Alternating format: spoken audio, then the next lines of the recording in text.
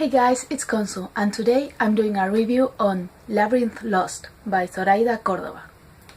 Now, I've seen this book a lot in BookTube, like everyone was talking about wanting to read it, but I have still to see a review, so here it is.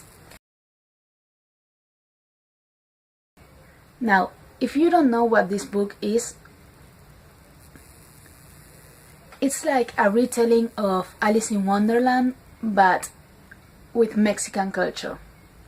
Well, that's what everyone says, but I didn't see so much Mexican culture as just bruja culture. Like, bruja is witch in Spanish, like they deal with demons and they have powers of their own.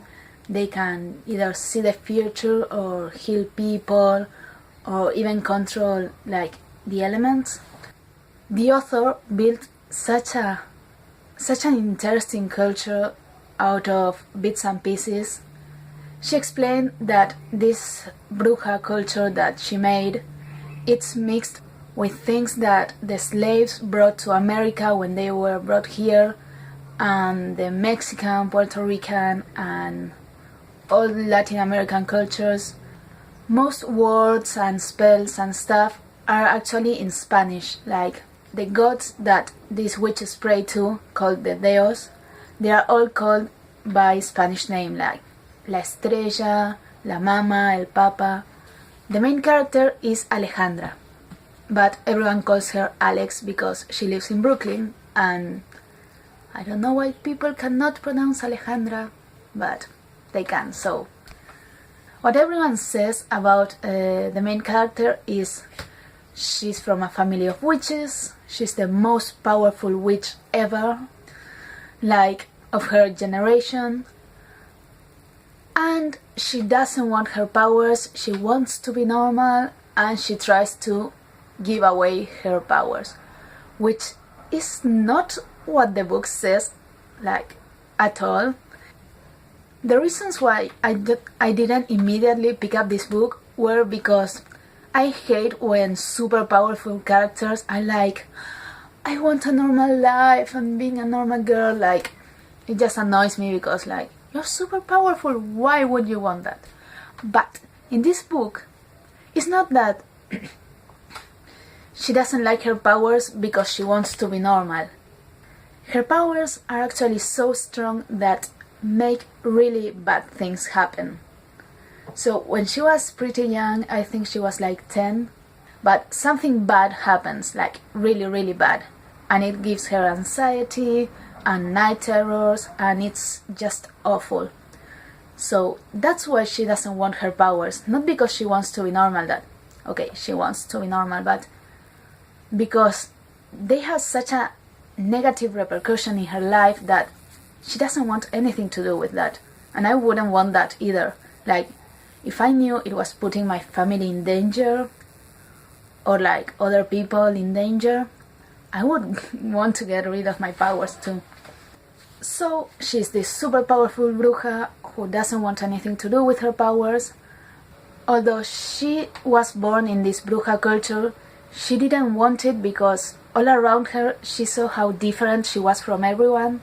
Like, it happens a lot to immigrants or people who just have to live somewhere else, and their family just acts like they are still in their home country and they can do all these weird things and it will have no repercussion, while she feels alienated and she can talk to anybody about her home life because it's about spells and stuff. So yeah, very real that.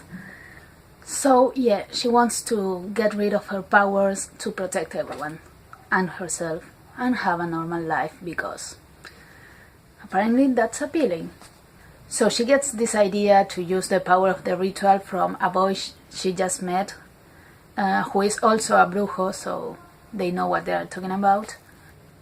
So while she's preparing for her death day, that is like a quinceañera, but Sweet 16 or whatever, but in the bruja culture, which it involves calling the spirits of all your dead family and talking to them, and she does it. But what she didn't realize is that her powers, like, she has them because of her family.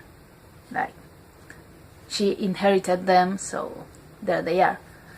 So when she tries to get rid of them, she gets rid of her whole family instead. I'm not spoiling anything that's in the back of the book, like, she tries to get rid of her powers and she gets rid of her family, so no spoilers here. She just packed up and just vaporized, like, her whole family, and no one can help her. And well, she goes and finds this brujo boy. His name was Nova. And they go to a magical world called Los Lagos, which means the lakes, though there's no lake. No, I don't think they saw a lake, but it's called the lakes. It has a river though. So anyway, they go there to try and save her family and to oppose this really, really bad guy who wants to destroy everything and kill everyone like usual, but it's here too. Okay, little spoiler alert. There's a queer couple in this book, like girl and girl. It's so well written. Like, the falling in love and stuff, it was so good.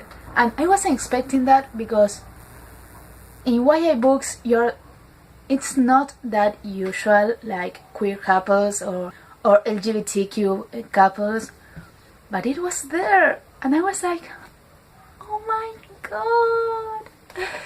So yeah, she did have one friend, and her name was Rishi.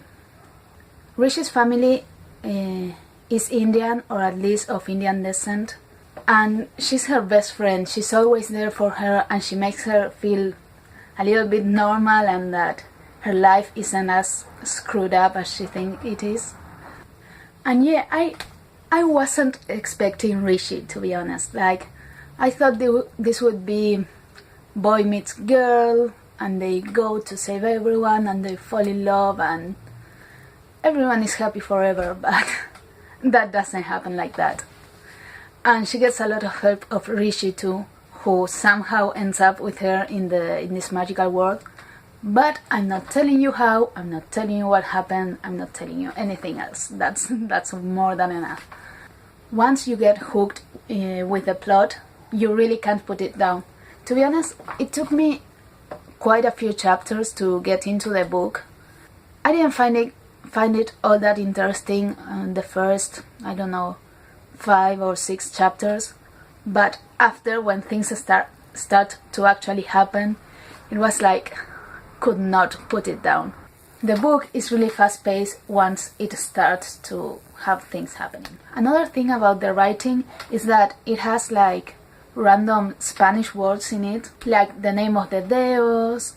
The places have all Spanish names, and there are other few things that use their Spanish name. So I don't know. Personally, I am fluent with both English and Spanish.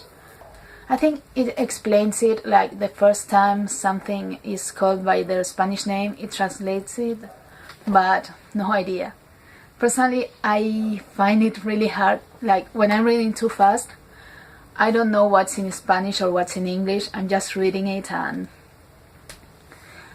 thinking it in my own language. So I think that gives you like an inside perspective of someone who is bilingual. Like, some things I just have to think in English because they are expressions and they are not translatable, and other things I only know how to say in Spanish. Like, it's a thing that happens.